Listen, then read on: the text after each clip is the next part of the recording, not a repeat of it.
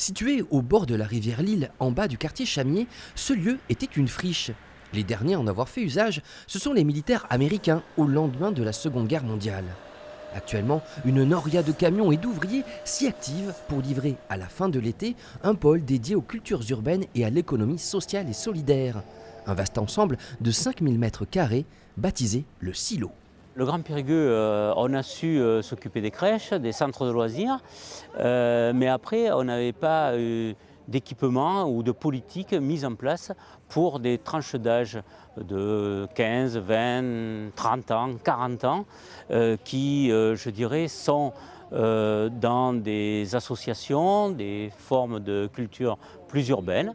En raison de consignes strictes de sécurité, nous n'avons pas pu approcher nous-mêmes du chantier.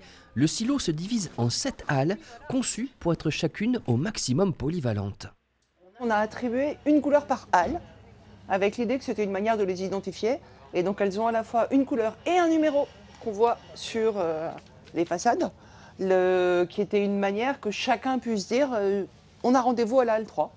Chaque espace pourra accueillir différentes pratiques artistiques et culturelles, de la danse à la sculpture.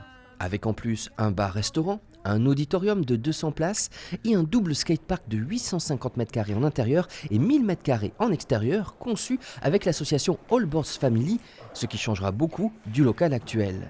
J'avais une part de mission dans mon boulot de maître d'œuvre, une part de mission d'accompagnement des associations, pour définir avec elles le projet et les aider à réfléchir à comment elles pourraient le gérer. Le silo est destiné à devenir un bouillon de culture. Parmi les acteurs intéressés par ce nouvel équipement, Vincent Ox, sculpteur. Je suis dans mon jardin en train de faire mes sculptures, donc c'est vrai que je commence à être un petit peu à l'étroit. C'est compliqué pour accueillir du public, donc c'est vrai que ce lieu, voilà, je vais pouvoir évoluer dans les cours d'art visuel, quoi.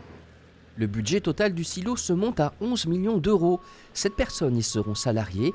Pour y accéder, la ligne C du Péribus sera prolongée.